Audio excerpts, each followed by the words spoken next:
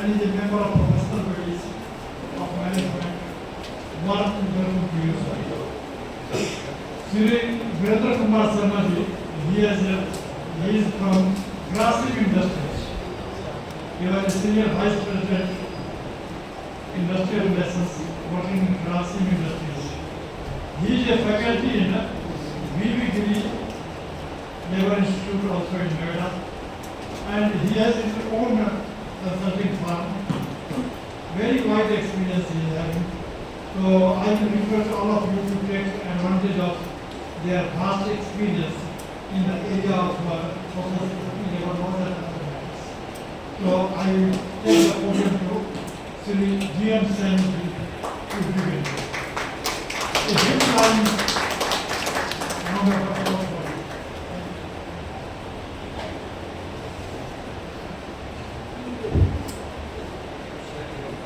ठीक है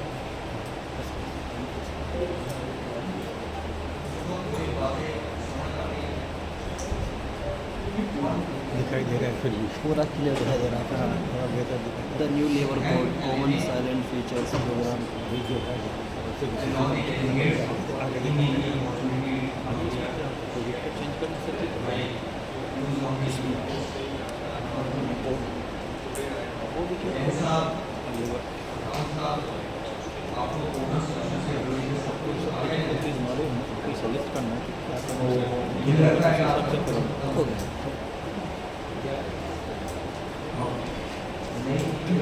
नहीं बची है फाइल पे बात की काम कीजिएंगे I'm not going to share anything with you. You will also be doing all this because you must be reading all these codes. You are in the field of labor.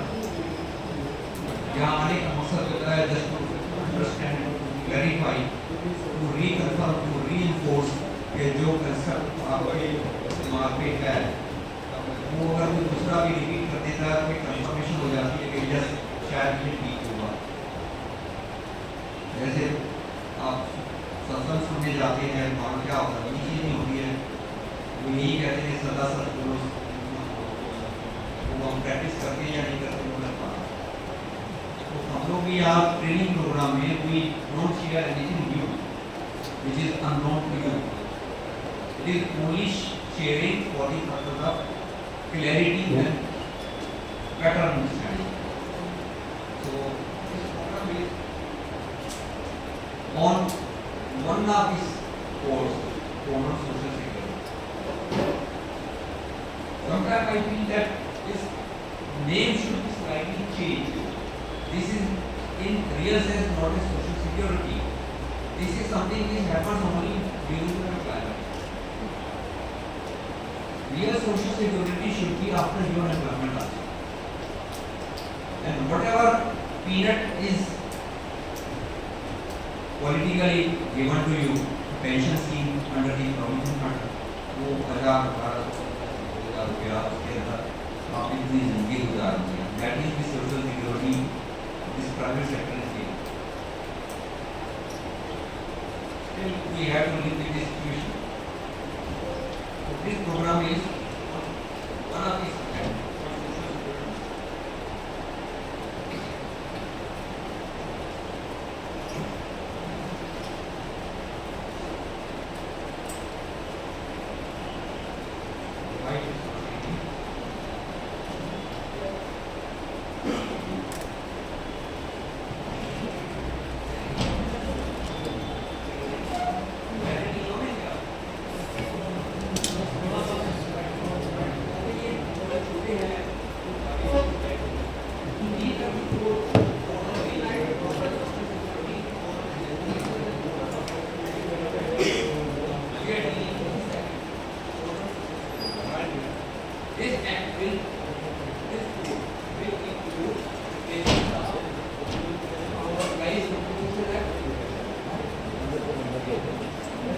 Applies PSI, EPF, employment insurance, maternity benefit, payment of gratuity, senior worker, wedding and other construction, such and unorganized workers social security. These existing acts will be replaced by the code of social security.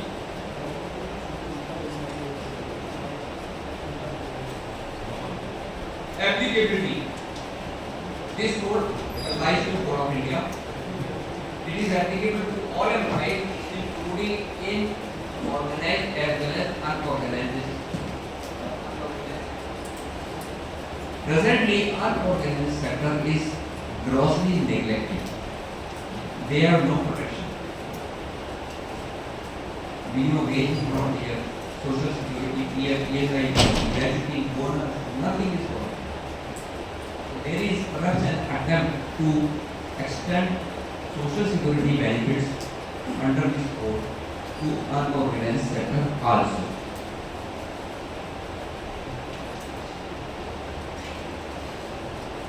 I will be discussing only salient features because of the time constraint. Codes are very huge. It will take long time to discuss the code.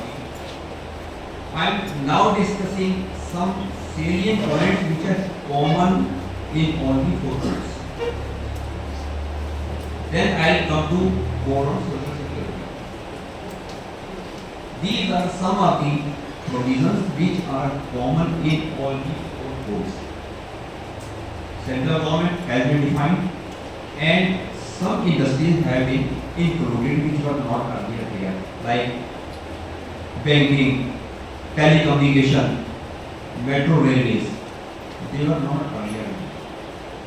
PSUs, they have mentioned that any PSU with 50% of share capital, for them central government will be the appropriate authority, even if their paid up capital goes down to 50%.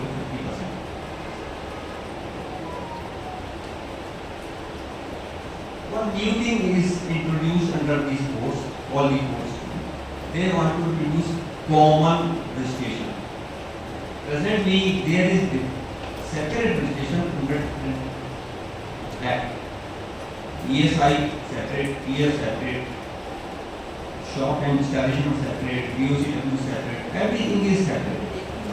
They want to make a uniform portal. They have already started something.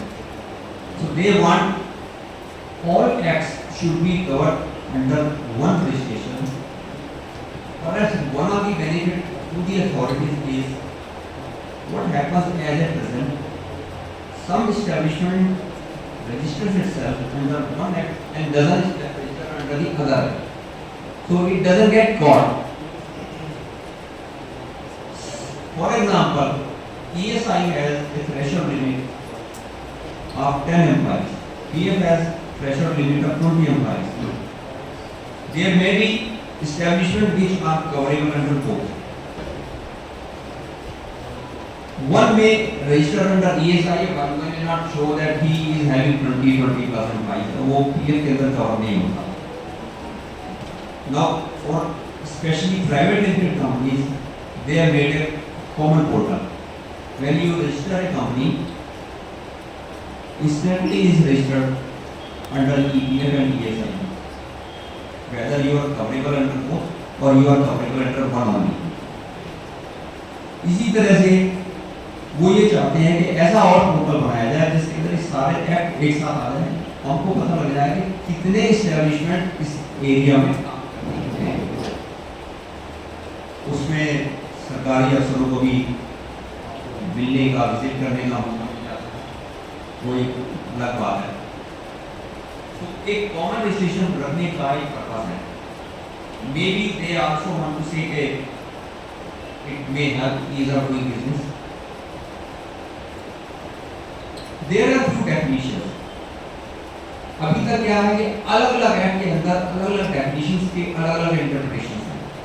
चाहे वो wages हो, चाहे वो employer हो, चाहे वो कोई और चीज हो। They have tried to minimize this discrepancy. Under this definition of employer, this time they have included occupier and contractor also, as well as legal representative of the deceased employer. कभी-कभी unfortunately अगर employer की death हो जाती है तो वहाँ किससे बात करे वर्कर जिसका कोई क्लेम है तो प्रॉब्लम हो जाती है। So they have included their employer's legal representative also. who is here to the employer assets and property, उसको एम्प्लॉयर की शुरू में डाल दिया, right? Employee, they have done a big difference in the definition of employee. Earlier there was no definition of employee, there was no term as employee, it was workman as defined under the IDF. But this time they have made it employee, which includes not only workman category of present, which will be called worker, they have also included the supervisory and managerial staff. So both are employees, and actually that is correct also. Both are working. There is nothing for the managerial supervisory staff. There is no protection for them. There is no welfare mandatory benefits for them. It is only for workman category. So this time under the code, they have included managerial and supervisory staff also as an employee.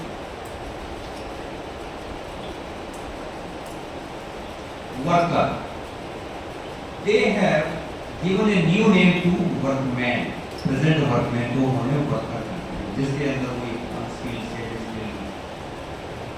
Technical clerical वगैरह they have included working journalist and sales professionals under this definition of worker. They have excluded managerial and administrative staff, supervisory staff drawing wages more than 18,000 per month. At present, this exclusion of supervisory category is monthly salary of 10,000 per month. They have included it in the definition of worker, but his salary should be less than 18,000. If it is more than 18,000, then he is excluded from this. The concept of workman has been omitted. Interestingly, Sharma ji आपने भी देखा होगा, in categorization of workmen, most of the places they have included unskilled, skilled, clerical, technical.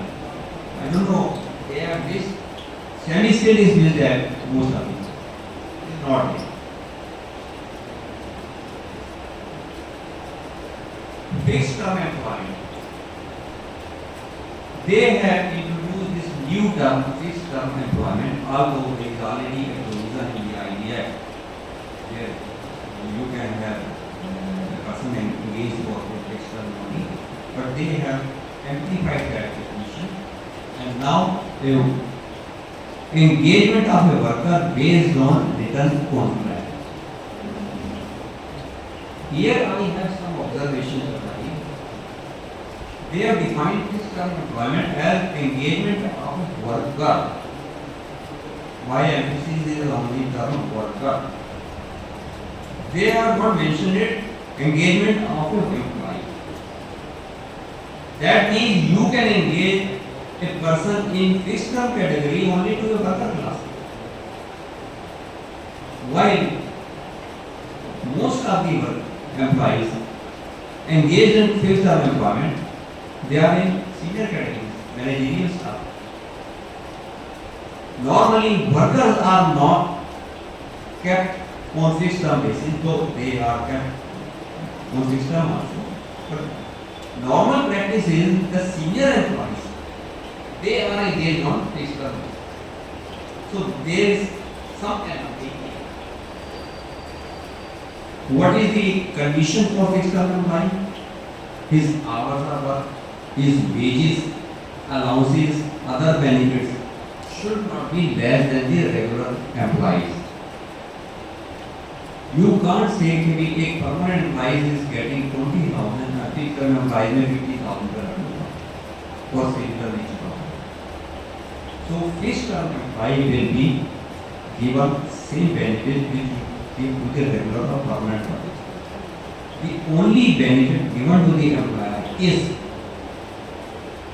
he has no problem in dispensing with the services of this person at the end of the term.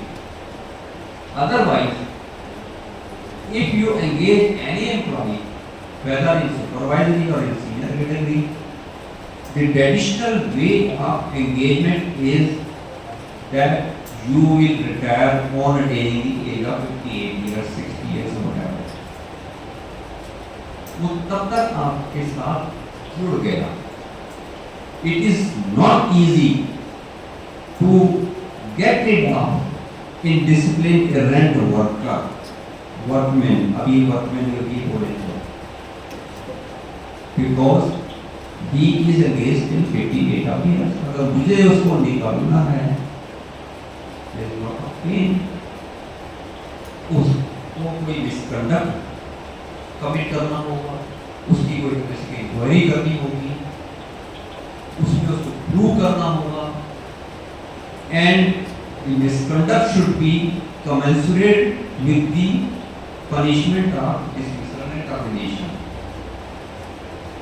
It cannot be like this कि आपको आज एक worker से कहा आप उसको एक गिलास पानी पिला दो, उसने नहीं पिलाया, आपने उसको चार्जशीट करी, प्रूव कर दिया, he did that mistake, but you cannot terminate him because this will be disproportionate punishment. So punishment और charge में compatibility होनी चाहिए, then only you can get it out. कभी कभी कुछ लोग हमारे फील्ड में बोलते हैं, it is easier to divest your wife, but it is difficult to terminate your life. So fixed term employment का benefit that you engage a person for a defined period. You don't have to carry on such a person till 58 years or 60 years, whatever is your age of retirement according to service. इसके ऊपर शायद unions की काफी reservation है. One of the point यहाँ पे बात अटकी हुई है. Contract labor. Contract labor deemed to be employed in or in connection with the work of the establishment through a contractor with or without the knowledge of the employer. ये जो तीसरा sentence है with or without the knowledge of the employer, ये शायद कुछ लोगों को clear नहीं होगा इसका मतलब क्या है. Under the Contract Labor Act, it is legally considered the contractor should be assigned a job. आपको ये इस हॉल में कुर्सियां लगानी हैं, कैसे लगानी है, कितने लगानी है, कौन से रंग का कपड़ा क्या है, कितने एम्प्लॉय इसमें एंगेज करोगे लगाने के लिए, वो नहीं. आपने एक असाइनमेंट देना है. रामलाल करेगा, श्यामलाल करेगा, मोहनलाल करेगा, एम्प्लॉयर को इससे कुछ नहीं. लेकिन अगर वो ये कहता है कि ये कुर्सियां रामलाल लगाएगा या मोहनलाल लगाएगा, तो इसके अंदर प्रिंसिपल एम्प्लॉयर का कंट्रोल एंड सुपरविजन आ गया. इस लाइन का मकसद है विद और without the knowledge of the principal employer, एक कॉन्ट्रैक्टर खुद अपनी लेबर लगाएगा. Employer may not know the person, he may know the person otherwise, लेकिन उसका कुछ सिलेक्शन में रोल नहीं होना चाहिए. तो without the knowledge of the employer का मतलब ये है काम करने में एम्प्लॉयर को नहीं पता कौन कर रहा है, यस कॉन्ट्रैक्टर काम करा रहा है, ये है. और इसके अंदर एक नई चीज जोड़ दी गई है. कॉन्ट्रैक्ट लेबर में वो आदमी कॉन्ट्रैक्ट लेबर नहीं कहलाएगा जो कॉन्ट्रैक्टर के पास रेगुलर काम करते हैं. What is the difference between regular and not regular? मैंने अगर ये असाइनमेंट दिए कि इस हॉल में कुर्सियां लगानी है, इसमें 10 आदमी चाहिए, तो कॉन्ट्रैक्टर चौक से पकड़ के ले आएगा, इस काम को करेगा, काम करने के बाद वो चले जाएंगे. But may be contractor has his own direct labour working permanently with him. Contract उसको मिलता है या नहीं मिलता, but they remain with him. What he does, he has good contracts, he keeps on getting contracts.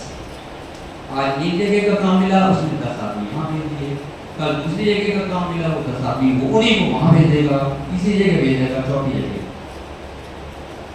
Contract खत्म होने के बाद contractor does not dispense with the services of the contract labour, they continue with it. इन लोगों को इस code में ये कहा गया है कि they can not be called contractor. एक बड़ा टिपिकल एग्जांपल है, if I name a company, वो अपने आप को they are contractor, function is of a contractor, but वो लाइसेंस नहीं अप्लाई करते। वो कहते थे these employees are my permanent employees, I keep them regularly whether there is any contract or not. So I am the employer and principal employer of these people. If I am getting a job from a principal employer, I am also principal employer. I am not his contractor. I am working principal to principal basis. I am not engaging these persons for this employer for this job only. So I will not apply for contract license. और उसकी बात stamp की, उसने licence नहीं लिया। तो ये चीज शायद वहीं से आई है। If the contractor is having a regular workforce, whether he has a contract or no from any principal employer, he gives them regular salary, gives them increments, take action, whatever as an employer one has to do with the employee, he does everything with his contract. So government says under this code they will not be considered contract labor. इसमें मेरा एक practical calculation है। Under this code for registration और licence 15 number of contract labor is required. Presently it is 20 under there. एक दो state के अंदर 50 कर भी दिए गए हैं। तो एक इक्वेशन में आपको देता हूँ। I am asking from the contractor, give me 50 employees. अगर वो 50 employees देता है तो मुझे रजिस्ट्रेशन करना पड़ेगा and he will have to obtain the license. लेकिन वो क्या कर रहा है? वो 40 वर्कर चौक से उठा के ला रहा है, 10 वर्कर उसके जो अपने रेगुलर को दे दिए। टोटल हो गया 40 + 10 50। बट ये जो 10 है under this code they are not contract labour. When they are not contract labour तो मुझे रजिस्ट्रेशन कराना, ना उसको लाइसेंस देना। लेकिन एज ए प्रिंसिपल एम्प्लॉयर मेरा एक काम बढ़ गया, मुझे इंटरवीन करना पड़ेगा ये जानने के लिए कॉन्ट्रैक्टर से कि भैया तेरे आदमी कौन से है, तो चौक से कौन से उठा है। ये एक वेरिफिकेशन का काम बढ़ गया, क्योंकि मैं भी खुश हूं अगर वो 10 आदमी हमने देखा तो मुझे कॉन्ट्रैक्ट लेबर की कंप्लायंस नहीं करनी पड़ेगी, उसको भी नहीं करनी पड़ेगी। So it will be a typical situation कि out of 50 10 are direct employees, 40 are from the job जो उसने इस काम के लिए दिए। तो whether it this equation fits under the CLA?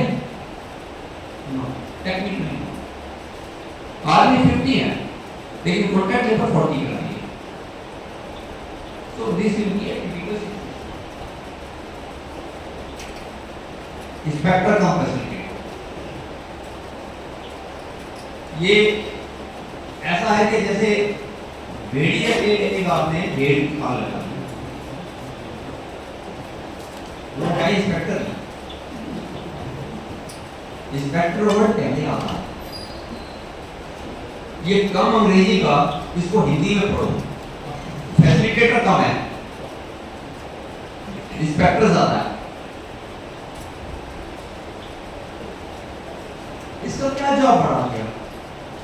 The code says he will simply not do inspection alone.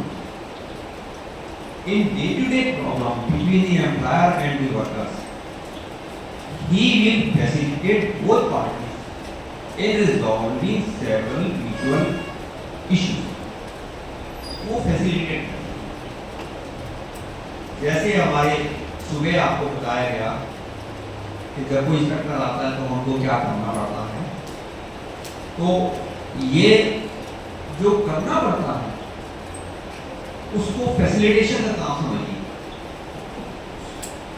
वो उस जो म्यूचुअल अंडरस्टैंडिंग जो सुबह बताई गई है कि उसको फैसिलिटेट करने के लिए इसको रीक्वेश्चन कर दिया गया डेजिग्नेशन को इंस्पेक्टर का facilitate, but objective will be something positive.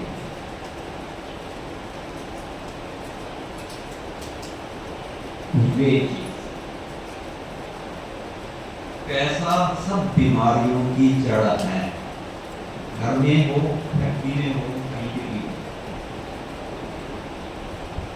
This is the most crucial definition and most poorly drafted definition in this book. There will be lot of litigation on this. The National Commission on Labour had suggested, recommended that present labor law, archaic labor law, they are very complex and too many. They should be amalgamated to make few, and they should be simplified and rationalized. ये उनकी recommendation है। मेरी personal observation है, right और wrong, they have done the first part, consolidation। और इस consolidation पे मैं एक बड़ा टिपिकल एग्जांपल है घरेलू। आजकल तो जमाना बदल गया है, अगर आपको गाजर का हलवा खाना है तो आप हलवाई की दुकान से बना बनाया ले आए। हमने वो टाइम देखा था जब हमको घर में मदर कढ़ाई के अंदर बनवाती थी और हमको 2-3 दिन लगते थे गाजर का हलवा बनाने में। इतना टाइम लगता है इसमें, 2-3 दिन। अभी क्या हुआ है, नैनो टेक्नोलॉजी का जमाना है, टाइम कम का जमाना है, किसी के पास टाइम नहीं है। गाजर, दूध, खोया, चीनी कुकर में डाली और आधे घंटे में गाजर का हलवा बन गया। और उसका टेस्ट कैसा हुआ, यू डोंट नो। वही इसका हाल होने जा रहा है, पर्टिकुलरली इस उसका तो होने जा रहा है। वेजेस में क्या होता है, 3 कंपोनेंट माने गए हैं जो अभी भी है बेसिक पे, डीएनएस अलाउंस और रिटेनिंग अलाउंस। बेसिक पे you all understand, DNS allowance भी आपको पता है, शायद रिटेनिंग अलाउंस भी काफी लोगों को पता होगा। अगर फिर भी मैं इसको क्लैरिफाई करता हूँ, what is retaining allowance. This allowance is for retaining the services of somebody, some worker, when there is no work. This happens in seasonal industries like sugar cane. Sugar का एक सीजन होता है, sugar जब केन बन जाता है तो उसको ला के चीनी बनाने के लिए काम करना पड़ता है, और जब चीनी बन जाती है उसके बाद खाली, there is no work. This is one example. But over a period of time, over a period of years, these people become skilled in that art. If they come again for this job, तो मालिक का काम आसान होता है। But if they don't come and a new person comes, तो उसको फिर he has to pick up the threads again. उसको सिखाना भी पड़ेगा, टाइम वेस्ट होगा। तो मालिक ये कहता है कि भाई अगले सीजन में भी आप आओगे तो मैं आपको कुछ रिटेनिंग अलाउंस दूंगा। तो वो नॉन एम्प्लॉयमेंट पीरियड का उसको एक वेजेस मिलता है जब वो दुकान आता है। This is for the retaining allowance, right. अब वेजेस को इन्होंने कैसे डिफाइन किया है, जो पहले बताया वो तो वेजेस है, बेसिक भी है, वेजेस पीरियड अलाउंस भी है, रिटेनिंग अलाउंस, लेकिन वेजेस क्या नहीं है ये इसमें बताया गया। बोनस इज नॉट वेज, वो अभी भी नहीं है। Value of any house accommodation supply of light water medical वो भी ठीक है। एनी कंट्रीब्यूशन टू पेंशन और provident fund and interest accrued ये नहीं है, मुझे नहीं समझा इसके लिखने की जरूरत भी क्या है। कन्वेंस अलाउंस और वैल्यू ऑफ ट्रैवलिंग कंसेशन ये थोड़ा डिस्प्यूटेड है। If conveyance is paid on actual expense basis, it is say not a wage. But आपके अगर वेज स्ट्रक्चर में आपको बेसिक में हाउस रेंट कन्वेंस अगर रेगुलर 1000 रुपये महीना मिल रहा है तो वहाँ डिस्प्यूट आ जाती है, because you are getting this money without spending on conveyance specifically for any particular visit. Any sum paid to defray special expenses and paid on him by the nature of ये कभी कभी किसी को मिलता है वो बेच में आ जाता है बिकॉज नॉट कैश रेगुलरली। बड़ा पुराना एक हेड है कैशियर कैश हैंडल करता था, उसको एक कैश हैंडलिंग अलाउंस मिलता था कि कभी उसके पैसे लेन देन में कुछ कम हो जाएगा ज़्यादा हो जाएगा तो वो घाटा ना हो, तो it is a special allowance for a special job. इस तरह के जॉब को आप उसमें डाल सकते हैं। सबसे स्ट्रेंज जो बात लगी है house rent allowance is not a, जबकि आपके वेज स्ट्रक्चर में अगर 6 कंपोनेंट हैं, सबसे इंपॉर्टेंट 2 कंपोनेंट होते हैं, एक बेसिक और एक एचआर। और मिनिमम वेज एक्ट भी जो कहता है HRA is part of minimum wage, it's a wage. इसको क्यों एक्सक्लूड किया गया है ये अभी कुछ हम जैसे लोगों को समझ नहीं आया। उसके अलावा रेम्यूनरेशन अंडर एंड अवार्ड और सेटलमेंट और ऑर्डर वेज नहीं है, चलिए डिस्प्यूट था और 6 साल बाद सेटल हुआ, इकट्ठा पैसा मिल गया, उन्होंने कहा वो वेज नहीं है। Any overtime allowance, overtime is not a regular fixed thing, लगा तो मिलेगा, नहीं लगा तो नहीं, it's a variable, occasional. Any commission payable, it is related with sales, होती है तो नहीं होती है, it's not a fixed thing. Any gratuity, shall not be paid. Any retrenchment compensation, it is not a fixed. तो इसमें जितनी भी की गई वेज नहीं है, सिर्फ हैरानी है कि हाउस रेंट अलाउंस वेज क्यों नहीं है। अभी क्या है, एक एग्जांपल देता हूँ। सपोज मिनिमम वेज 20,000 है,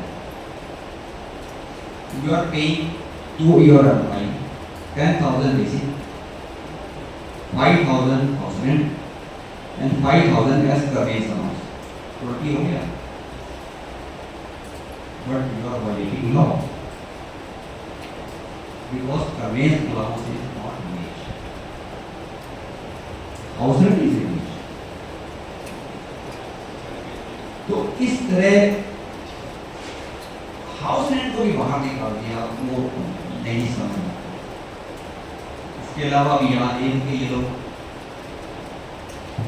ये कहते हैं कि if your allowances all together वो बेस से 50% से ज्यादा है तो excess amount will be considered as wage. या तुमने करके बाइफिकेशन क्यों करा, अलाउंसेस क्यों बना,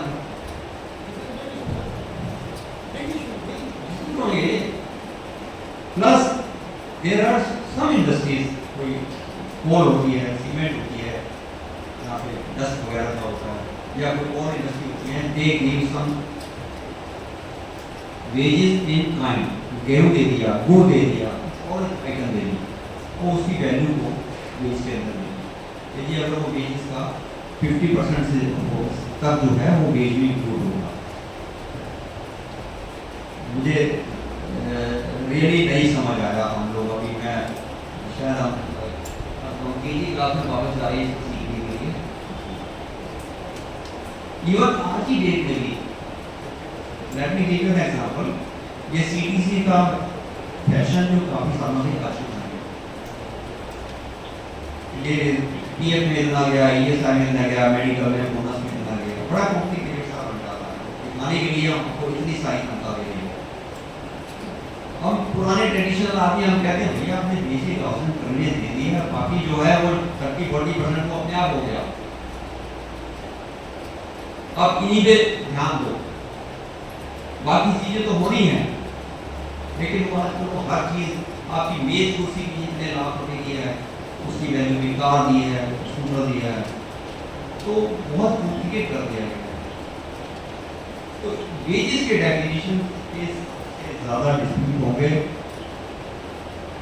क्योंकि ये डेफिनेशन बहुत ही वाइड है। इंसिडेंटली मेरी एक मेंबर जो है जो इस कमेटी में थे जिन्होंने ये ड्राफ्ट किया, मैंने उनसे भी बात की भैया ये आपने क्या किया है, ये हमने बहुत अच्छा किया है, हमारी चोरी करने से बचा लिया, चोरी कहाँ है, आपने तो और डिस्प्यूट बढ़ा दिया। हालांकि मैंने मजाक में उनको ये बोला कि आपने इस कोर्ट के अंदर कुछ नहीं किया, सिर्फ एक काम किया है, वो भी अपने लिए किया है। वो क्या? मैंने कहा आप रिटायर होने वाले हो, आपको आफ्टर रिटायरमेंट जॉब चाहिए, आपने एक ट्रिब्यूनल बना के एडमिनिस्ट्रेटिव मेंबर बिठा दिया जुडिशियल मेंबर के साथ कि आपको नौकरी मिलेगी। इसका कोई जवाब? I will try to give some example on this page because this is a very critical point. मैंने दो एग्जांपल क्रिएट करने की कोशिश करी है just to clarify. Pardon? Basically, yes, wage definition same.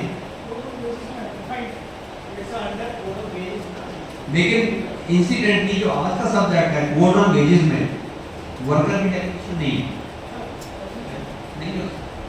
ना 3 कोड में है वर्कर की डेफिनेशन, इसमें नहीं है। अच्छा ये एग्जांपल मैं देने का ये सिर्फ एकेडमिक पर्पस के लिए है, क्या होगा कैसे होगा मैं अभी कुछ नहीं कह सकता, कोई कुछ नहीं कह सकता शायद। ये मैंने बनाया कि अलाउंसेस कैसे वापस आएंगे, गुड अलाउंस कैसे वापस आएगा।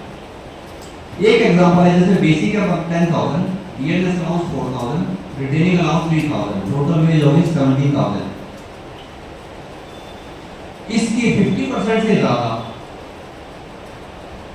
अगर अलाउंसेस होंगे तो वो वेज हो जाएंगे। तो यहाँ पे wage is 17,000, 50% of wage is 8,500, right. अब मैं उसको I am giving different allowances, वो अलाउंसेस की टोटल है 10,000, वो ए बी सी 3-4 अलाउंस जो भी हैं। 50% ऑफ वेज 8,500 है, अलाउंसेस 10,000 है। 50% अलाउंसेस जो है वेज से कितने ज्यादा है 10,000 माइनस 8,500, यानी कि 1,500 रुपीज वेज में वापस जाएंगे। 1,500 rupees will be added back as wage 17,000। तो वेज क्या होगी इस केस में 17,000 plus 1,500, 18,500 will be wage. You ask me if it is not clear. 10,000 में अलाउंसेस दे रहा हूँ, डेफिनेशन कहती है if the allowances are more than 50% of the wage, that amount will be added back as wage. In this equation, allowances are more than 50% of wage by rupees 1,500. तो इस case में veg is 17,000 plus 1,500। Suppose इस company में food में मिल रहा है free, उसकी value निकालनी है। Suppose getting a food equivalent of 3,000 rupees, अब up to 15% of wage will be added back in wage according to the code.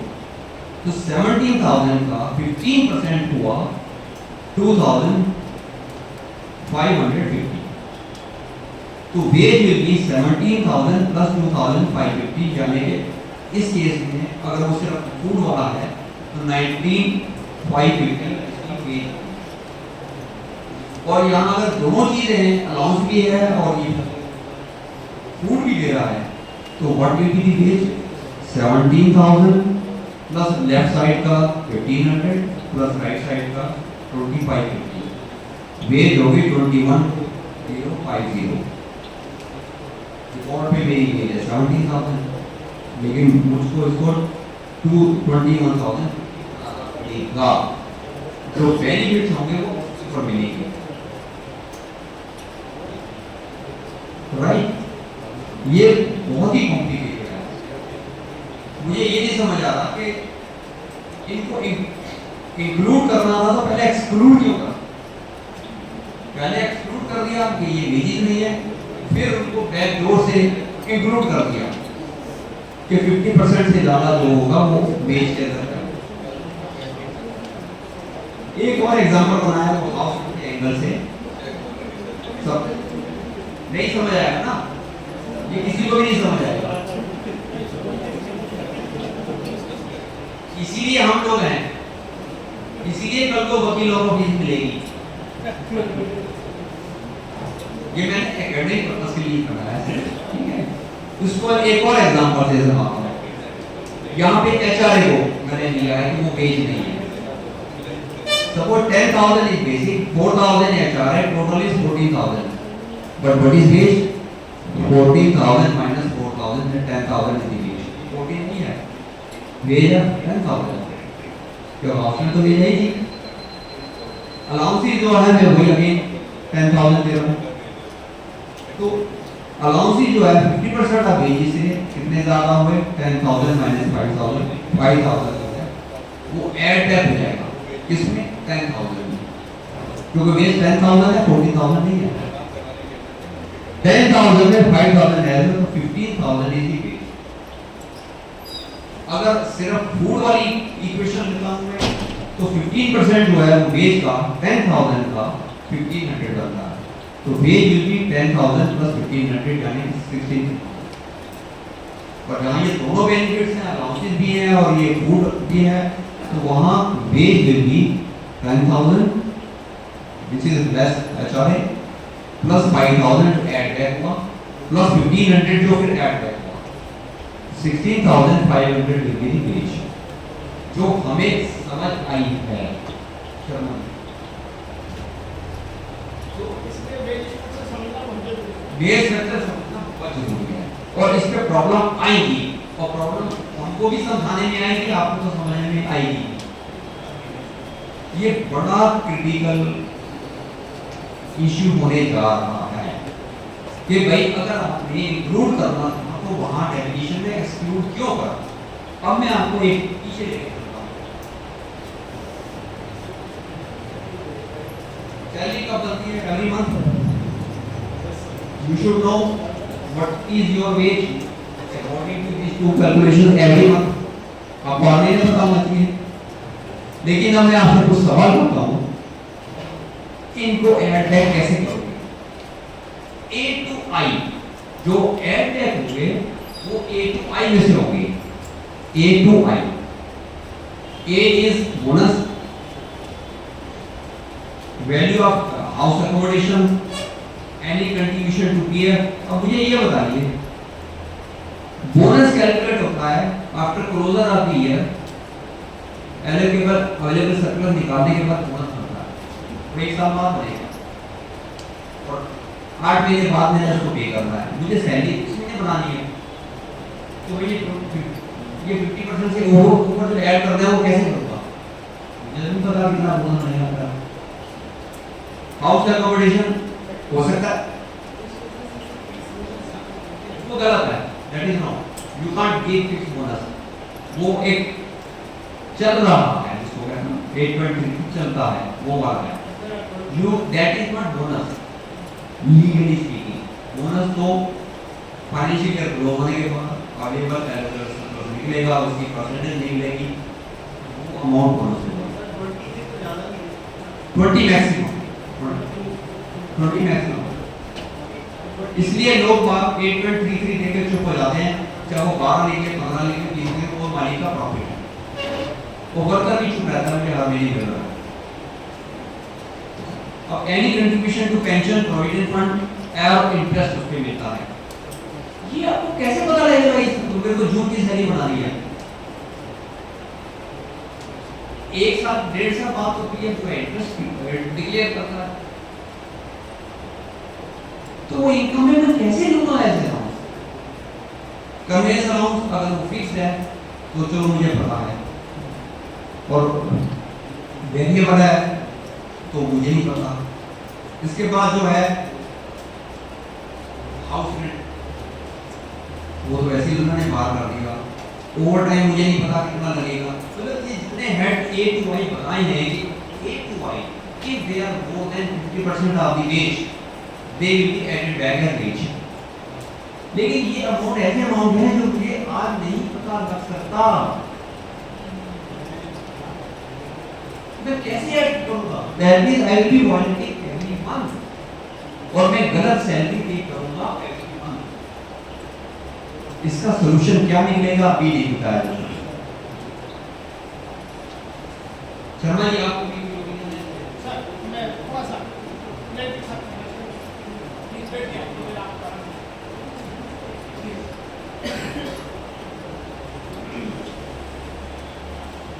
once again good afternoon. I want to say 2-3 things about surprise. Okay, yes, but is आपको बताते हैं। I want to say only 2-3 things about this.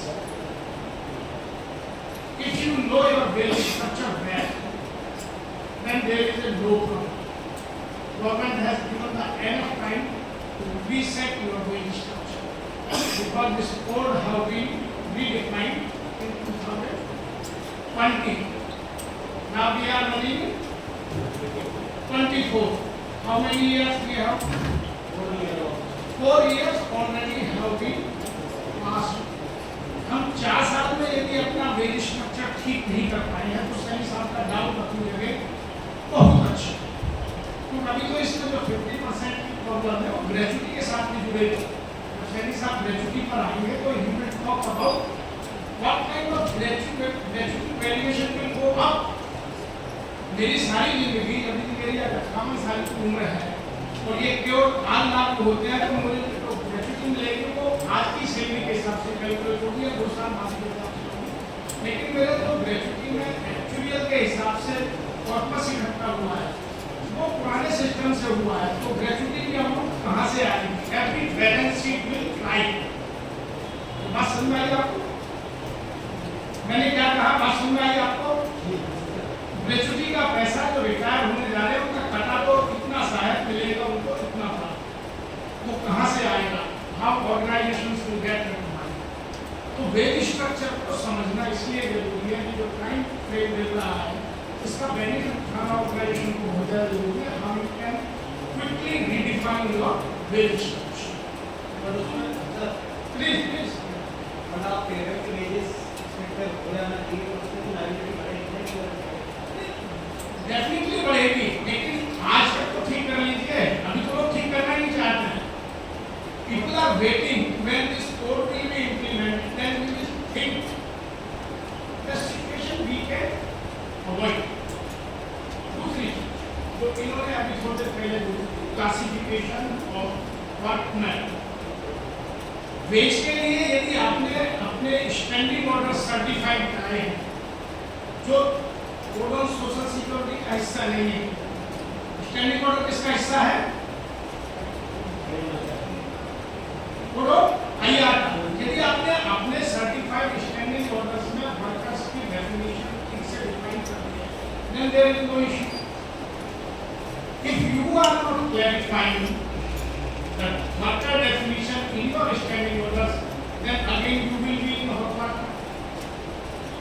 How many organizations are taking? I am asking. I want to update my knowledge within this room. How many organizations are working seriously on standing order to get rid of this problem? Please raise the hand.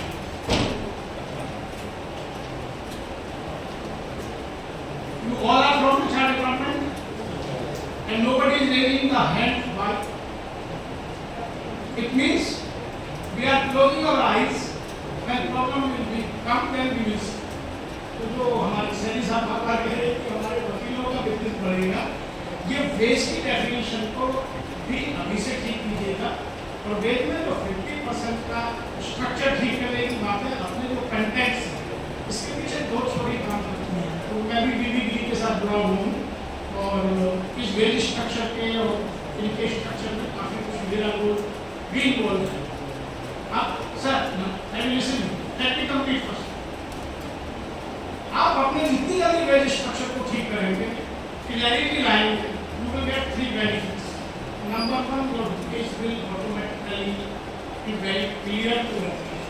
Number 2, जो hanky panky wage का structure है that you have to income tax बचाने के लिए बहुत सारे हमने allowances जोड़ दिए। इनकम टैक्स में उनको बचाने के लिए क्या कहते हैं, मेरे एम्प्लॉय को बेनिफिट हो जाएगा, वी विल नॉट पे इनकम टैक्स। लेकिन इनकम टैक्स ने अब सबको इंक्लूड कर दिया। आज इनकम टैक्स में कितना बेनिफिट मिलता है, तो उन अलाउंसेस की क्या आज लीगलिटी बची है। We have to understand why we have an number of allowances in our wage structure. You have to think and you have to act. Now you can raise your question. Definition of wages, and it is actually not practicable. It will not be able to implement because every month we have to deduct statutory deductions, make statutory deduction on basic wages. If your basic wages is in, decided after this 50% portion, how you can make statutory deductions? This is a practical, question. Every month we have to make statutory deductions. If your basic is going to decided after adding this 50%, how it is practicable? Okay. Tell me, what is the percentage of basic salary in your wage structure every day? 1,10,000. Percentage. I don't want to ask in numbers. I want to percentage. Suppose your salary is 100. How much is your basic? Your CTC is 100. 30 to 35%. 35%. 30 to 35%. And he is talking about you have to go up to 50% in case of workman.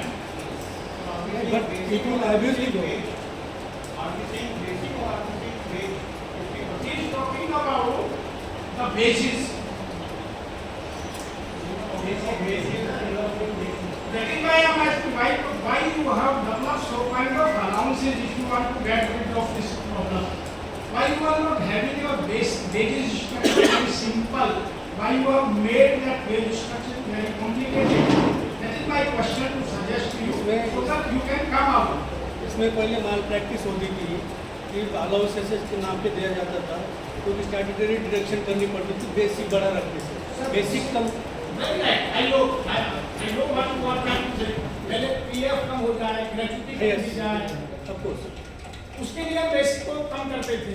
But now you employees is also equally smart. Employer is smart. You have to think and you have to redesign, and you have to justify why we are fighting, why we are not become honest.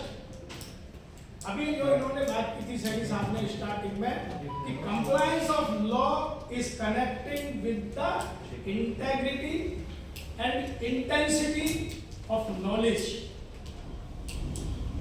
तो आप अपनी knowledge का minus को benefit क्यों लेते हैं, placement क्यों नहीं लेते? Why you are not making your wage structure simple? क्योंकि आपको उसमें दृष्टि उधर से उधर घुमानी है, अदरवाइज इट्स नॉट। अभी तो सीटीसी में एक और प्रॉब्लम आती है जो आज की डेट में है। आपको you are getting my voice? Yes. मैं थोड़ा और जोर से बोलता हूँ कि माइक गया।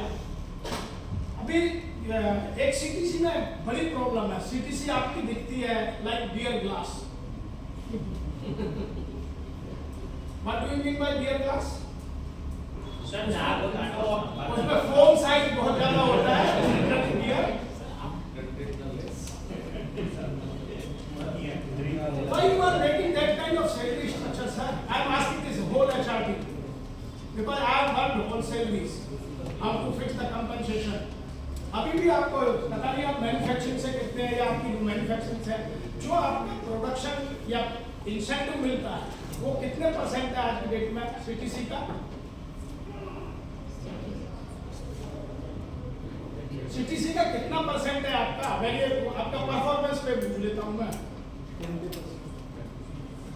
20% का तो बहुत अच्छी ऑर्गेनाइजेशन होगी, अदरवाइज वो उसका किसी का तो 100% तक आता है, because it depend on your performance, how you are performing. यदि मीट एक्सपेक्टेशन में तो कितना आएगा, 5 बेसिस पे जाता हूँ, और यदि आप फार्मूला एक्सपेक्टेशन में चले गए तो 0 पे जाएगा, और एक्सीड एक्सपेक्टेशन में गए तो 2 times of the meet expectation का हो जाता है। This is the common flow. उस पर क्यों इतना हैंकी पैंकी बना रहे हैं? मेरा क्वेश्चन है सेंट्री को सपोर्ट करने के लिए, देश की डेफिनेशन को सिंपल करने के लिए, why we are getting so hanky panky, why we should not get that kind of allowances based on some certain other systems. So we have to change our mindset. We cannot continue with those theories which we have learned in past. You have to come quickly. You have to understand. That is why the gig workers has come. That is why the platform worker has come. How you will decide the salary of gig worker? They should get or they should not get. They are the part of Great India. They are the citizen like us. Why they should not get minimum wage? Why platform workers should not get the minimum wage and welfare schemes? That is why government is trying to simplify these things, avoid the dark jargons, make these things very simple, clear and logical. Message is clear? This is the intention, and we cannot change the intention of employer in a day. It will take time, because everybody thinks how we can cut the corners and make our profit on behalf of wage. If some organizations are running on behalf of wage structure, it means we are not the right things. We have to think and we have to change our mindset. This is a big step where we have to change our mindset. And I am again and again saying this question, until unless we will not change our mindset, we are not fit to work in HR.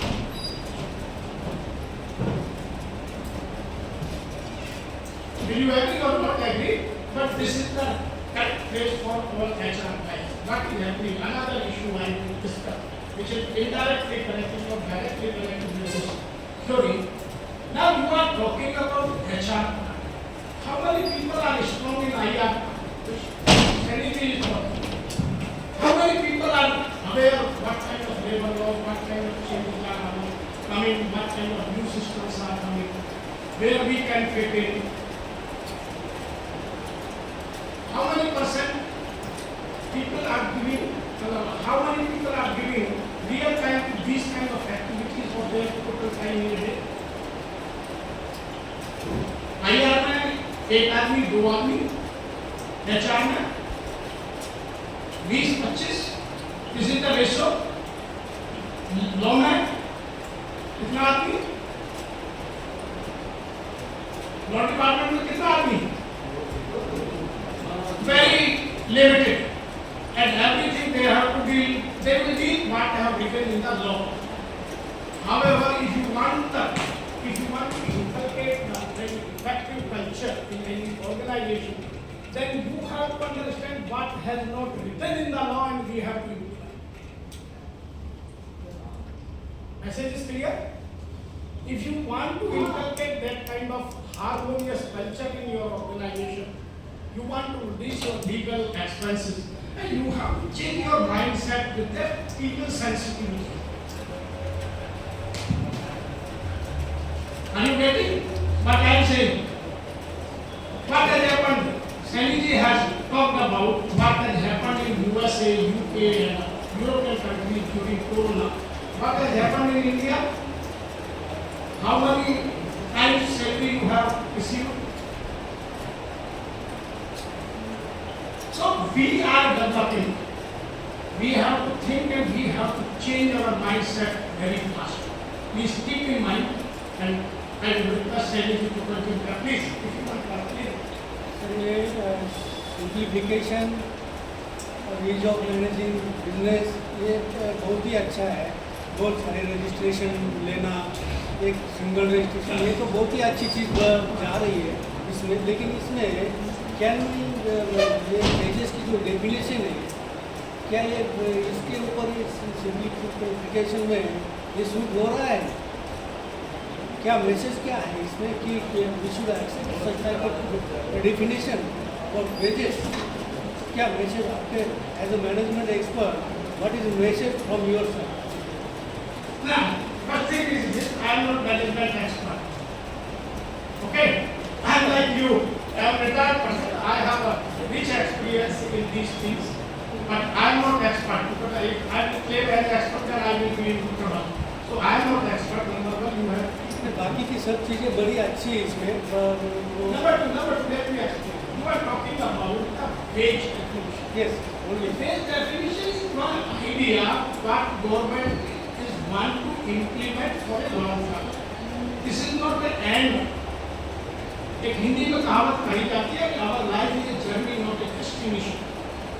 किसी की भी जिंदगी में कब खत्म हो जाएगी nobody knows. तो जर्नी में ही लोग चले जाते हैं, डेस्टिनेशन में नहीं पहुंचते हैं. तो this is the evaluation process. तो मैंने भी मिस्टर जैन ने कहा था कि आइडिया जो था ये पॉपअप हुआ था कब 1972 बोला उन्होंने, ध्यान से सुना हो तो आपने. आईआर की बात तब से चल रही है. तो आज हम इस पे जब उस बीच में नए कोड आ गए, नए एक्ट आ गए, यदि आप सेंट्रल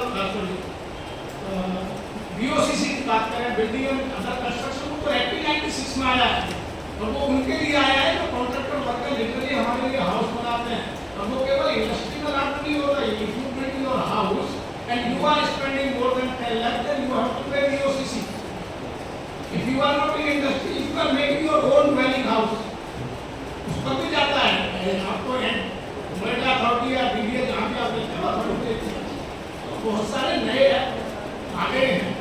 एंड BOCC का part of this social security का है. लेकिन मैं एक और पूछना चाहता हूँ, तो आपने प्रश्न किया, how many people you have help to get the real benefit through building and other constructions as an किसी को कुछ नहीं मिलता है. like you, what HR is doing, why HR is not coming out? सिर्फ सेल्स देने के लिए HR है इधर, बाकी Sir, you have to change your mindset. You have to think. When he was talking कि मेरे को जब रिकवरी का नोट आता है तो HR के सर मान दिया जाता है कि you have to deposit and you have to deal. Why HR is not coming proactively? You know that is there. You have to comply. You are depositing money. Why you are not getting benefit to your employees who are working for you indirectly? You know what is the purpose has accumulated with the state government or central government? State government में जाता है. Sir कितना इकट्ठा हो चुका है? And anybody give idea? State government concern respective state Thousands and thousands crores. Yes. Why you are not giving the benefit to your employee? Contractor worker को जिसने बिल्डिंग बनाई है उसको रजिस्ट्रेशन का आपको काम करना पड़ेगा. You have to collect the data. इसीलिए डेटाबेस तैयार करने की स्कोप में बात की गई है. इसीलिए माइग्रेंट वर्कर को जोड़ा गया है. Not discussing here. Discuss these things in totality. Don't discuss these things in isolation. There is a one part. You have to think how we can give the benefit to the contractor worker, how we can give to the gig workers, how can we give the benefit to the platform worker, how we can give to the benefit of those who have constructed the building in different locations for us. इसीलिए DMRC को या metro को जोड़ा गया है. You have to understand. तो आप उसको वहां से जोड़िएगा और वेज की डेफिनेशन को जितनी जल्दी सिंपल कर सकते हैं, जितनी जल्दी स्ट्रेट कर सकते हैं, you will be benefited. Otherwise this is a journey, this is not a destination. आज ये लग रहा है कुछ दिनों में आपको नया एक आने वाला है, तो आपकी मैन पावर कम हो जाएगी, AI आ जाएगा. AI क्यों तेजी से आ रहा है? Because listen please, we are doing the repetitive job. Repetitive job में हमारी क्या जरूरत है? AI will do. Why we are not innovating the new ideas? What is the difference between machine and human? Anybody? What is the difference between machine and human? Are you working as a machine or are you working as a human? See? So what is the difference between machine and human? Anybody? Human can make any invention. One is consciousness. Second is innovation. So how many innovative ideas you are suggesting to your employer in a year? As a people sensitive. Any? Hardly any. Because we have to follow as a ritual. Why we are following IR as a ritual? Why we are not introducing new ideas?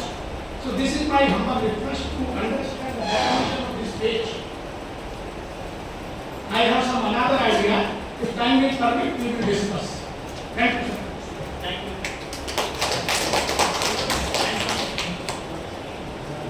So this wage issue will continue to give problem like before.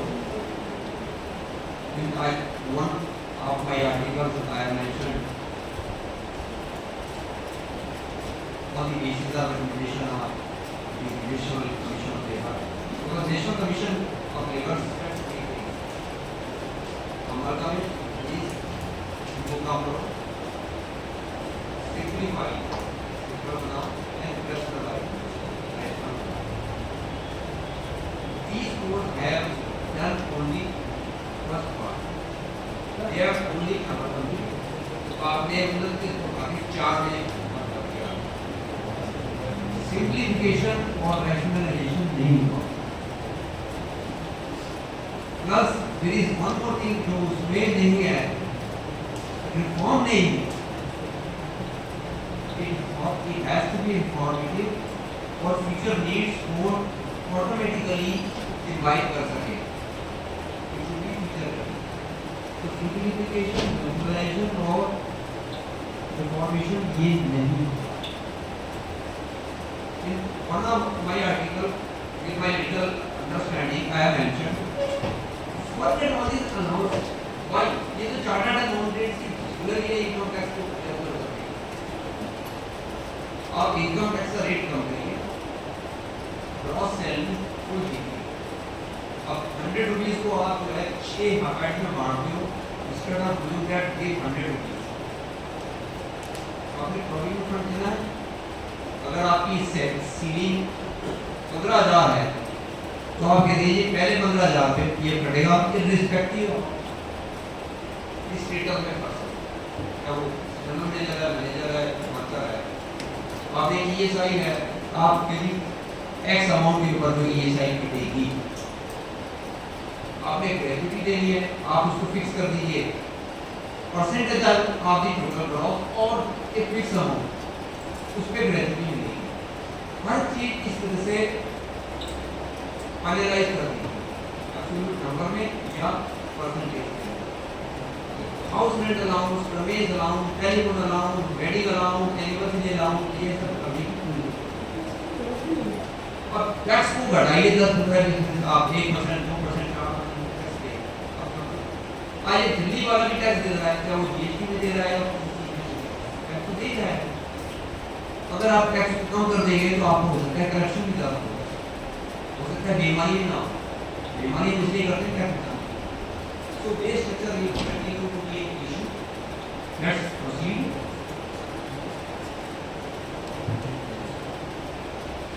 Next channel में मेरा ये है कि अगर आपने कोई portion wage including accounting wage में जोड़ना है तो तुमने पहले एक्सक्लूड क्यों करा? कोई जरूरत नहीं. इंस्पेक्टर का फैसिलिटेटर हो गया, कॉन्ट्रैक्ट लेबर हो गई, फिक्स टर्म एम्प्लॉयमेंट हो गया. इसके अंदर फिक्स टर्म एम्प्लॉयमेंट में एक चीज उन्होंने की है, if you are engaging a person on fix term basis for a year, 2 years, 3 years, that's fine. Because law is eligibility for getting gratuity is 5 years. तो आप 1 साल का भी देंगे, 2 साल का भी देंगे, 3 साल का भी देंगे. प्लस और अदर बेनिफिट्स आए, PFA, ESI, रेवेन्यू दे जाए, वो तो लागू होंगे, छुट्टियां एक्स्ट्रा, ग्रेजुटी का एक कई बार क्या करते हैं 4 साल की नौकरी होती है उसको बदल देते हैं, थोड़े दिन के गैप दे देते हैं, इसीलिए तो वो चीज इससे कम हो सकती है। कॉन्ट्रैक्ट लेबर हमने डिस्कस कर लिया कि जो डायरेक्ट एम्प्लॉइज हैं कॉन्ट्रैक्टर के, वहाँ एक इशू आएगा कि वो कॉन्ट्रैक्ट लेबर नहीं है तो मेरा 50 का नंबर पूरा होता है या नहीं होता, प्रिंसिपल एम्प्लॉयर को इसमें आना पड़ेगा ये देखने के लिए कि मेरे डायरेक्ट होती है और मेरे बाहर से उठाए इंस्पेक्टर को सिलेक्टेड हो गया नहीं दोबारा floor wage is again Indian wage. Central government will be floor wage. शुरू में था national wage, national minimum wage. जब तक ये आया नहीं था, लेकिन वो आइडिया के लेवल पे ही हो गया कि नेशनल मिनिमम वेज कैसे फिक्स कर सकते हो। दिल्ली में एक आदमी को 20,000 चाहिए, बिहार के अंदर 6,000 में काम हो जाता है, जम्मू कश्मीर में 4,000 में काम हो जाता है। Out can be national minimum, तो फिर वो ज्योग्राफिकल एरिया के साथ लिंक है, according to geographical area. Rider is if any state और any employer is already paying more than the floor wage fixed for that area, he cannot reduce, he will have to maintain that mark. Although courts have not been notified, our clause has been notified, it is effective, this code is effective, बहुत बड़ा क्या ये के लिए ये side के लिए किसी और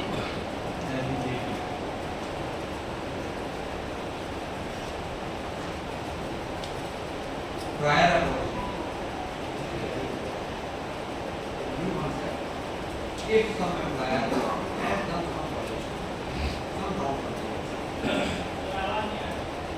if the employer has done some non-compliance, some violation of any provision of law, instead of directly hitting him in prosecution or trial, an opportunity will be given to the employer to rectify the non-compliance or any violation. Time frame will be given by the inspector of the state. Okay, I'll give you 3 days time, 1 month time, 1 week time. You correct the anomaly, you correct the defect, you correct the non-compliance. Then, if you do, no action will be taken. So this is some kind of opportunity given, but this will also come with a price of facilitation. Inspector बैठ के आपकी बात करेगा, मैं आपको एक हफ्ते का 15 दिन का टाइम देता हूँ, आप ठीक कर लेना। यस, मेरे को खुशी खुशी जाने दो यहाँ से। समझ रहे हैं आप sir? Offensive is penalty, penalty offensive बढ़ा दी, सजा बढ़ा दी है, फाइन बढ़ा दिया है। Now it has 2 phases. It may work as a deterrent. Where violation नहीं करेगा, non-compliance नहीं करेगा. The other side of this is कि इतना अगर फाइन देना पड़ गया तो एम्प्लॉयर के बिजनेस पे फर्क पड़ेगा. He is not able to afford hard fines. उसका काम बंद हो सकता है. काम बंद हो गया तो वर्कर की नौकरी हो गई. So this can prove as a self-hold also. Although it can work, the purpose is to make it deterrent. Employer जो है गलत काम ना करे. Compounding of offences, ये एक और नया कंसेप्ट फैसिलिटेशन का इंट्रोड्यूस किया गया है. कि अगर आप एम्प्लॉयर ने कोई गलत काम किया है, नॉन कंप्लायंस है, वायलेशन है किसी चीज का, और कंप्रोमाइज करना चाहता है इंस्पेक्टर को फैसिलिटेट, तो जितना वो फाइन है उसमें सजा नहीं होनी चाहिए. फाइन है उसका 50% जमा कराओ तो कंपाउंड हो जाएगा. ये एक किस्म से जिसको हम क्या कहते हैं रंगदारी बोलते हैं देसी भाषा में, प्रोटेक्शन है. और अगर उसने सजा का प्रोविजन किया है जो आपने वोलेशन किया है, देन यू हैव टू पे 75,000. अगर आपने पहले पे कर दिया है प्रोसिक्यूशन स्टार्ट होने से पहले तो प्रोसिक्यूशन शुरू ही नहीं होगा, but in case prosecution initiate हो चुका है, कोर्ट में जा चुका है, ट्रिब्यूनल में जा चुका है एंड यू पे, तो अथॉरिटी जो है कोर्ट को, ट्रिब्यूनल को लिख देंगी कि इस बंदे ने प्रोटेक्शन मनी दे दिया है, अब आप इसको छोड़ दो, तो कोई एक्शन नहीं होगा। ये नया एक क्लॉज उसमें ऐड किया, वो इट विल वर्क गुड, ये कंपाउंडिंग है।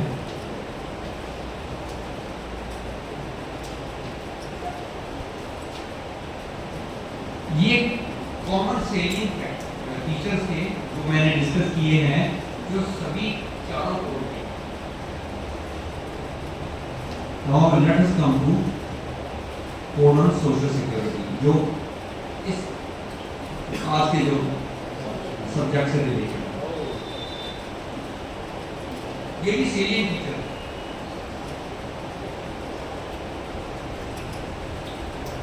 You know only that जो running ये जो प्लेस है, ये शेड्यूल में भी वही चीजें हैं। हम काम ना हो स्पेसिफिक टॉपिक्स के लिए। EPF में already there are three schemes, provision scheme, pension scheme, और PPF.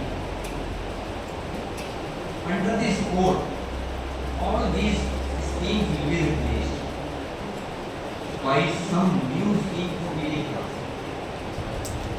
It may be introduced prospectively, it may be introduced retrospectively. तो नई स्कीम बनेगी, उसके अंदर नए प्रोविजन आएंगे, वो इसी को इसी तरह से पेंशन स्कीम के अंदर नई स्कीम बनेगी। जब तक वो नहीं आती, present scheme will continue to hold, right? PDLI में भी नई स्कीम आएंगी। और इसके अलावा कोई नई स्कीम और लाने का इरादा है। सेंट्रल गवर्नमेंट में frame new scheme either prospectively or retrospectively, providing social security benefits to self-employed workers. ये एक वर्कर्स प्लेटफॉर्म वर्कर्स में जो आए, इनके बारे में, इनके लिए भी कोई स्कीम आएगी, वो बनाई जाएगी। और to any other person, any other class, कोई और भी क्लास ऑफ वर्कर्स उसके लिए स्कीम नहीं जाएगी, because they are not protected। अब किसी जो एक आपके घर में खाना देने आता है, मोटरसाइकिल पर चल रहा है, रास्ते में उसका एक्सीडेंट हो जाएगा, क्या होगा? उसके लिए कोई बेनिफिट नहीं, कोई ESI नहीं, कोई और दूसरा लोन नहीं। और जिसके बिहाफ के, जिसके पोर्टल के थ्रू वो कर रहा है, वो भी उसको कोई बेनिफिट नहीं देगा। तो this will be something good move, अगर एक अच्छी स्कीम आती है, इन लोगों को भी कवर किया जाए। वन थिंग इज गुड कि लोगों को एम्प्लॉयमेंट तो मिल रही है एज फ्रीलांसर, जो आवारा गर्दी करते थे सड़क पे बैठ के, और वो एक मोटरसाइकिल खरीद के लोग 8-10 खाना डिलीवर कराते हैं, उनको जो भी है ऐसा कमीशन मिलती है। एक काइंड ऑफ एम्प्लॉयमेंट रिलेशन में भी सारे बेनिफिट्स को नहीं मिलते।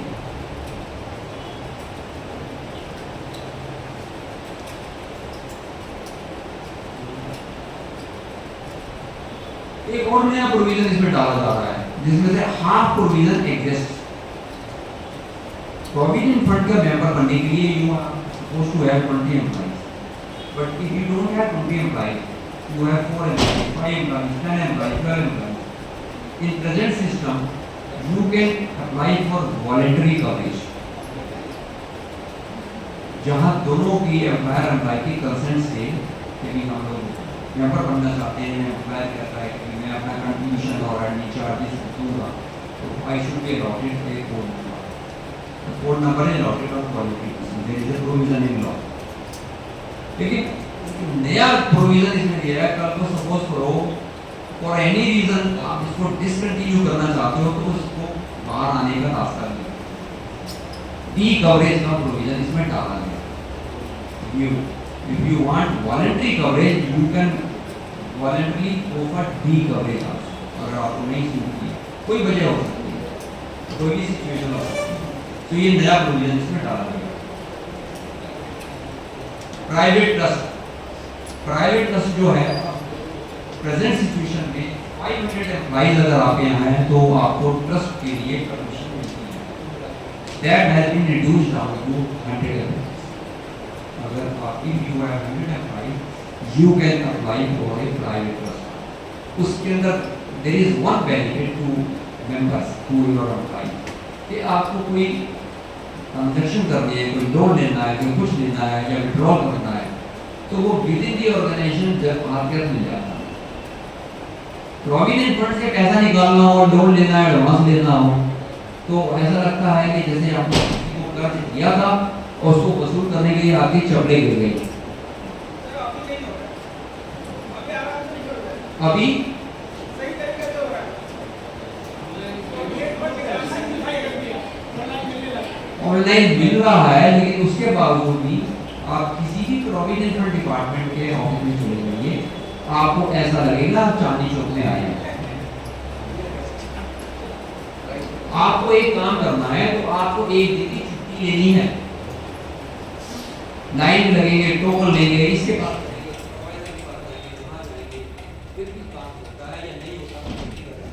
सर वो उन्हीं केसों में है जिनकी केवाईसी नहीं हो रहा। वो केस हो या कोई भी केस हो, देयर इज अ प्रॉब्लम। ये डिजिटाइजेशन का फायदा क्या है कि जब आपको दफ्तर जाना पड़ता है आप घर बैठ के ऑफिस में बैठ के क्यों नहीं काम होता, क्यों नहीं सिंप्लीफाई होता। और सच बताऊं अंदर की बात जो मैं जानता हूँ हम लोगों के सामने हो चुकी है। स्टाफ ये कहते हैं कि सर अगर वो कामयाब हो गया तो हमें कौन मैं सर बता आई एम टॉकिंग जो उनसे बातें कि भाई हमें कौन पूछेगा।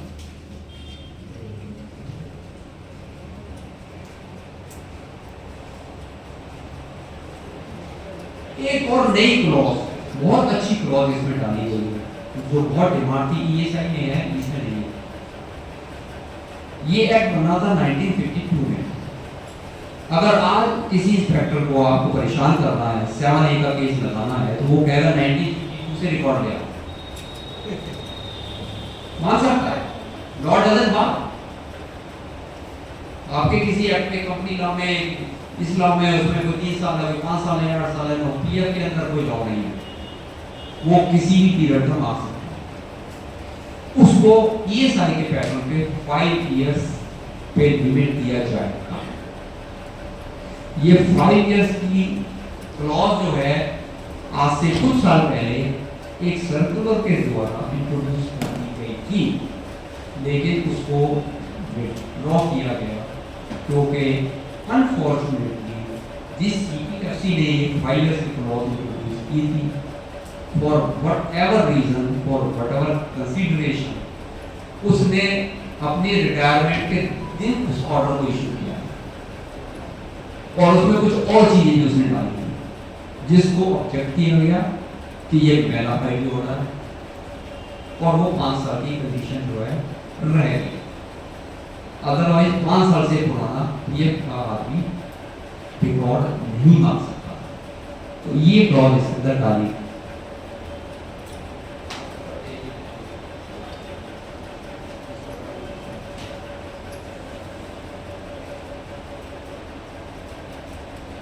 अपील है अब वो ट्रिब्यूनल के सामने होगी, चाहे वो क्या कहते हैं असिस्टेंट ऑफिसर के सामने अगेंस्ट हो, लेवी ऑफ डेमेजेस के अगेंस्ट हो, 25% डिपॉजिट कर दे भी हो, प्रेजेंटली 75% है, अब 25% डिपॉजिट कर देते हैं, एक्सेप्ट हो।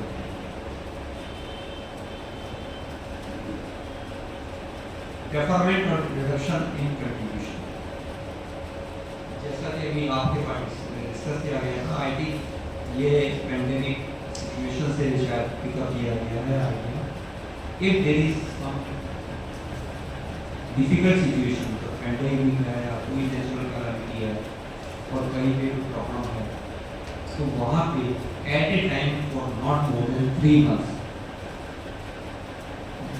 Accredited authority can issue orders for either for deferment or for non-payment of contribution in that area. जैसे हो सकता है जैसे फ्लड की सिचुएशन है, हो सकता है इसको भी मान लिया जा सकता है कि वहाँ फैक्ट्रियाँ बर्बाद हो गई हैं, काम भी हो रहा, हो सकता है कि ये इंट्रोड्यूस होने के बाद उनको बेनिफिट मिले।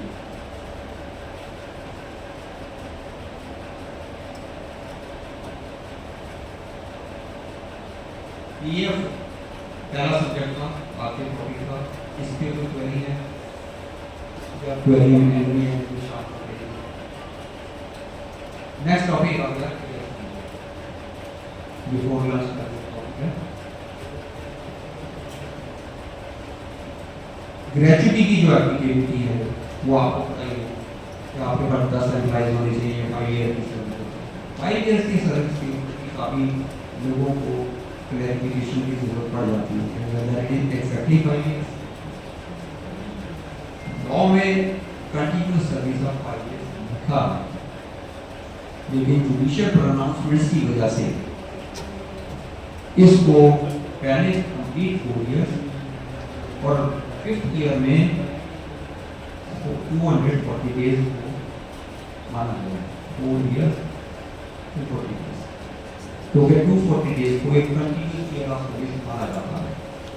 तो from because of judicial pronouncement इसको 4 years 8 months जो है एलिजिबिलिटी बनती है, एक्ट के अंदर ही 5 years भी लिखा हुआ है। लेकिन फिक्स टर्म एम्प्लॉयमेंट जो नया कंसेप्ट आता है उसके अंदर आपने किसी को 1 साल के लिए रखा, 2 साल के लिए रखा, 3 साल के लिए रखा, you have to pay in gratuity on pro rata basis for 1 year or 2 year or 3 years.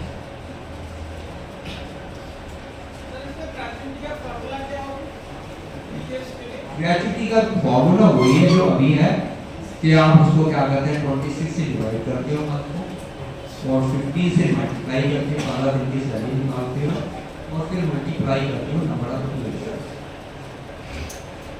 Sir gratuity का सीटीसी का पार्ट माना जाता है? ग्रेजुटी को यस, ग्रेजुटी को लोग सीटीसी का पार्ट मानते हैं। नहीं मानते हैं सर, एक अलग चीज है। लीगली क्या है, क्या वो सही है? क्या दुनिया में सारी चीजें लीगल चल रही हैं? नहीं सर, आरोप किसी को डील करने के लिए क्या डिफरेंस पाएगा? हमारे इंडियन लॉ में सीटीसी का कोई कंसेप्ट नहीं, लेबर लॉ में कोई नहीं। तो सर आगे बढ़ जाइए। ये एम्प्लॉइज को बेवकूफ बनाने का फॉर्मूला है। हम आपको इतने ज्यादा पैसे दे रहे हैं, आप इतने से आ रहे हैं, देखिए आंसर एक कंपटीशन चल रहा है, वो कंपनी इतने देती है, हम भी उसको वापस करके दे रहे हैं। मैंने ये भी देखा है उस कंपनी में 3 महीने में प्रोबेशन में कंफर्म कर देते हैं, हम भी अरे भैया साल भर का प्रोबेशन रखो, कम से कम उसको टाइम आगे रखो, उसको जज करने के लिए 3 महीने में आपको उसका पूरा नाम नहीं पता लगेगा, उसको जज क्या करोगे? नहीं वो कंपनी कर रही है, नहीं तो हमारे यहाँ छोड़ के भाग जाएगी। ठीक है, एक दूसरे की एक नकल वो भी शायद पूरी सही तरह से नहीं है, एयर चार्ज को कहते हैं ना, या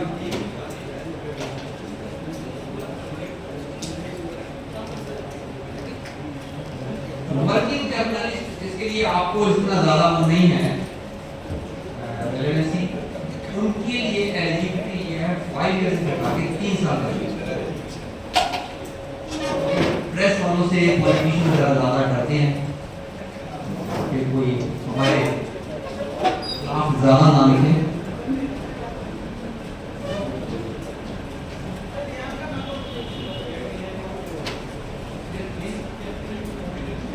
कोई क्वेश्चन था?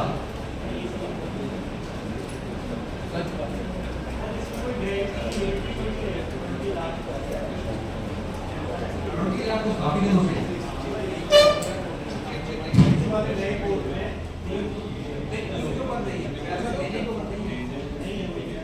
लेकिन आपकी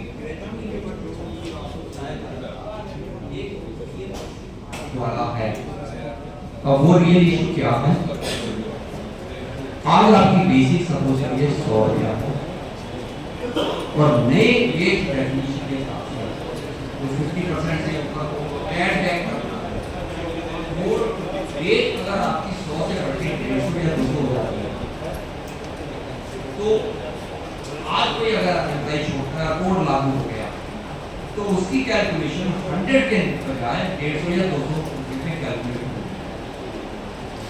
लेकिन इसके ऊपर बात चल रही है शायद ऐसा होगा कि जब ये कोड लागू होगा नई ये डेफिनेशन ग्रेजुएटी के लिए कब से लागू होगा। करंट पीरियड जो है पोस्ट लाइफ में हो रहा है कि एम्प्लॉयर की तरफ से बहुत बड़ा फोकस है कि हमने ना कुछ प्रोजेक्ट किया हुआ ना हमारी किसी को अगर आप मैंने 10 लाख रुपए ग्रेजुएट किया वो 21 लाख रुपए हो जाएगी नहीं दे सकता। कल को होगी तो मैं इंक्रीज करूँगा ना अपने प्रोविजन तो मोस्ट लाइक ऐसा हो सकता है कि फास्ट पीरियड की ग्रेजुएटी हमारे वेज बैठों पे आएगी और इम्प्लीमेंटेशन के बाद वो चीज नहीं पैदा सर जो न्यू कोड में ग्रेजुएटी पेमेंट 1 ईयर 50 डेज के हिसाब से है उसमें कुछ चेंजेस है। पेमेंट का फॉर्मूला इस साल के लिए यही छूट है कि उसको 5 साल काम नहीं करना, 1 साल किया 2 साल किया 3 साल किया वो रहता 1 साल 2 साल 3 साल। क्योंकि एक वेल प्रैक्टिस है एम्प्लॉयर में कि वो लोगों को 5 साल पूरे नहीं करने देते और वो ब्रेक की सर्विस दे देते हैं। उस वेल प्रैक्टिस पे जो रुकावट आ सकती है वो उसके क्या है जब मुझे देनी है ग्रेजुएटी 3 साल 4 साल की भी तो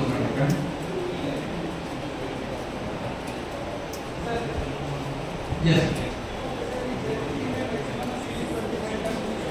20 है वो 25 जो है वो एक गवर्नमेंट के लिए किया गया था स्पेशली पीएफ डिपार्टमेंट का सर्कुलर था लेकिन वो इम्प्लीमेंट नहीं हुआ।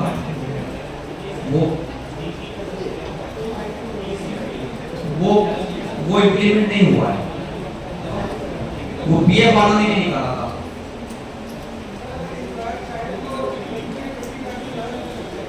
फिर वो ग्रेजुएटी में नहीं होगा वो अदर इनकम में आ जाएगा।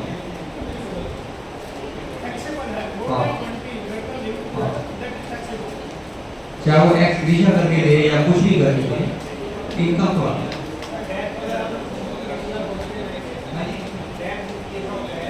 इनकेस ऑफ डेथ जो है नंबर ऑफ ईयर्स 5 साल होना जरूरी नहीं है लेकिन 1 साल होना जरूरी होता है। इसमें भी वही है कैलकुलेशन का फॉर्मूला वही है। उसमें बस यही है कि 5 साल की क्वालिफिकेशन नहीं पूरी करनी।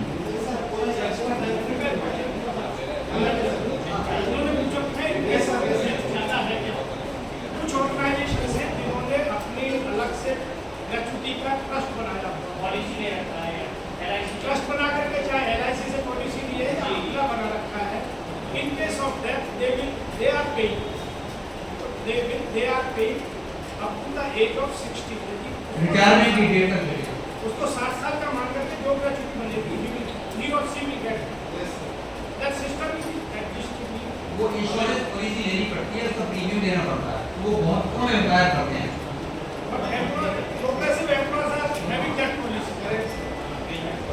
I have come across 2-3 situations जहाँ 1-2-3 साल के अंदर एम्प्लॉय की डेथ हो गई और उसको हमने डेट ऑफ रिटायरमेंट का था ग्रेजुएटी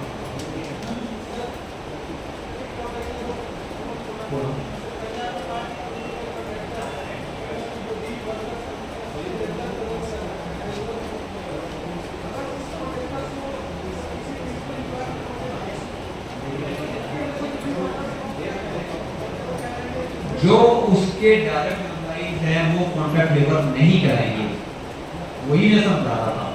और वो कहीं से पकड़ के ले आता है सिर्फ वो काम कराने के लिए, वो कॉन्ट्रैक्ट नहीं होता।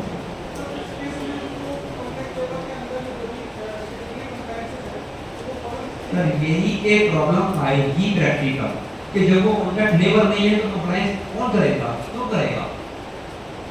अभी जो मैंने कहा था कि 50 वर्कर्स में से 10 उसके डायरेक्ट है, 40 उसके वो हैं, 50 के ऊपर लाइसेंस और रजिस्ट्रेशन चाहिए, मैं नहीं कराऊंगा। I don't qualify. Gig worker तो भी कोई कंसेप्ट ही नहीं है, वो तो सिर्फ खाना दे रहे हैं बस, दैट्स ऑल, इससे ज्यादा नहीं है। उनको जो 10-20-50 पैसे जो भी पर सेलिब्रिटी में मिलता है वो मिलता है बस।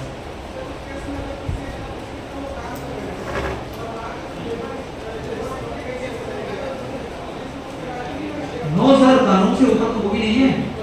अगर कानून कहेगा कि ये कॉन्ट्रैक्ट लेबर नहीं है तो उसको कह ही नहीं सकता ये कॉन्ट्रैक्ट नहीं है।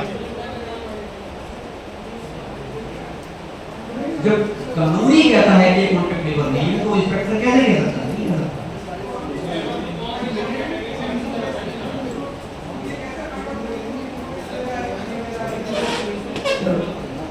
यही तो प्रॉब्लम आ जाएगी किसी को एम्प्लॉयर को इंटरवीन करने की। मुझे बता भी तेरे डायरेक्ट कौन से हैं, चौक से तो कौन से उठा कर लगा है?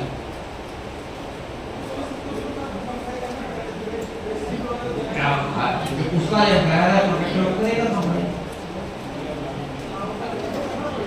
एज एन एम्प्लॉयर तो उसने करना है।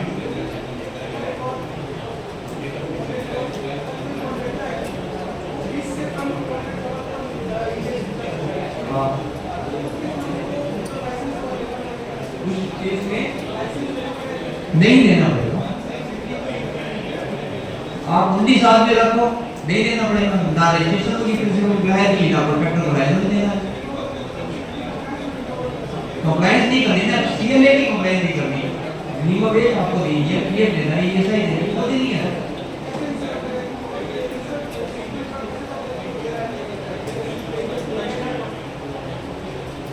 ये तो करना पड़ता है।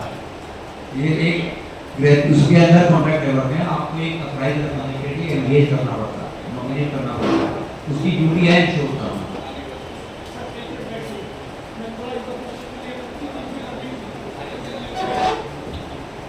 When you are engaging any contractor, at that time you have to sign the form 5. In some state it can be 3 or in a state somewhere it is 4. Okay, so you have to sign that document. That time the question will come if the salary is saying 40 workers are from the contractor employee. जो बड़ी organisation like L&T is making the, मैं एग्जांपल के साथ बात करता हूँ, L&T is making one bridge, किसी स्टेट गवर्नमेंट का है, या L&T is making one building, L&T के अपने एम्प्लॉय नहीं, कुछ उसने वो भी रखे हैं कॉन्ट्रैक्टर एम्प्लॉय। यदि उनका लाइसेंस नहीं है तो they will be treating the employee और principal employer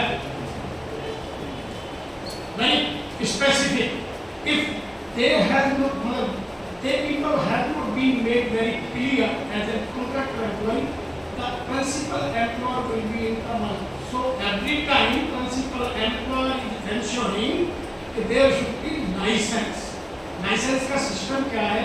When you are engaging any contractor for agent and principal employer, you have to take one license. I will engage the contractor.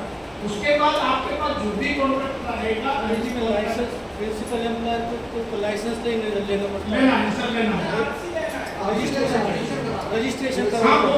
वो same thing, without that registration you cannot engage.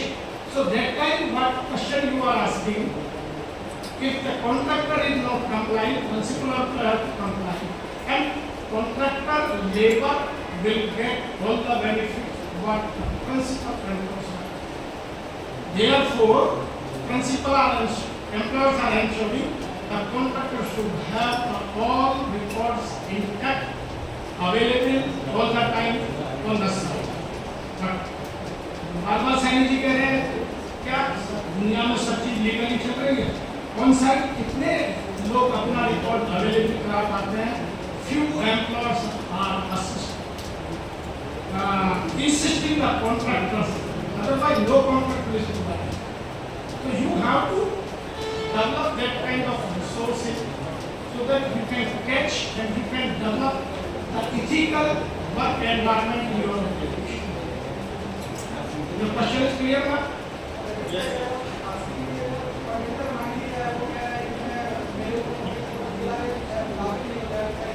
Sir, जब contractor का आपने जब पहला contract किया होगा उसको दिखाया सब कुछ।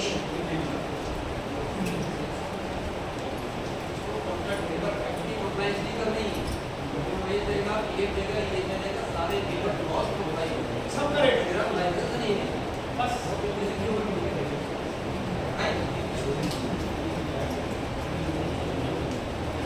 अभी नए कोड में insurance of gratuity fund is going to be made compulsory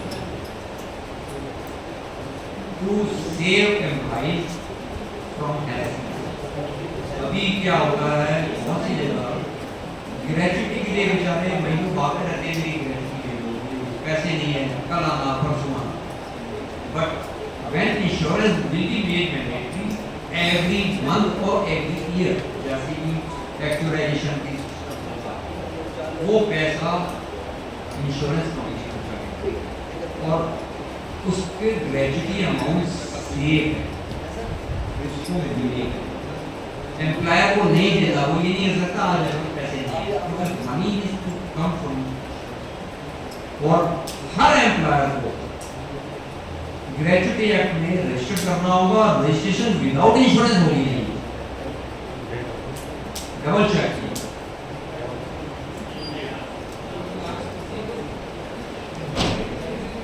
ये साइड है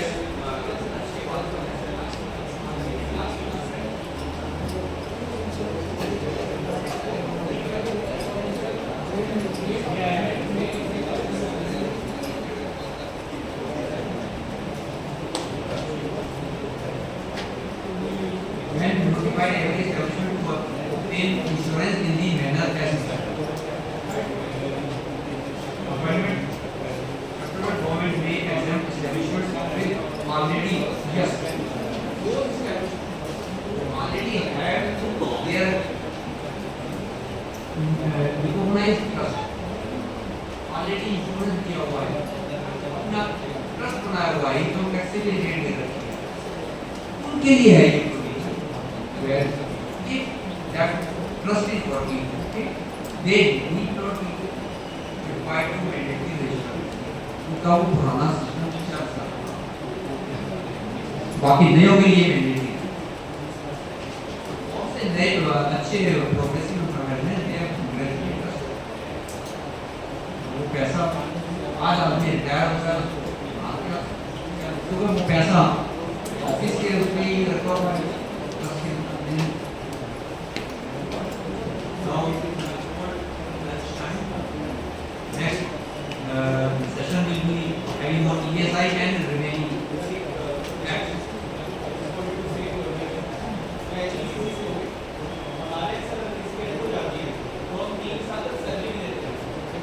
वो वॉलंटरी की स्कीम है हमारे किसी को बैठने से कोई टेंशन नहीं है पर पे 3 इयर्स सैलरी वो एक अच्छी प्रोग्रेसिव स्कीम है we are also living for तो मेरे को लंच के लिए बोला गया है कि लेट्स मीट आफ्टर लंच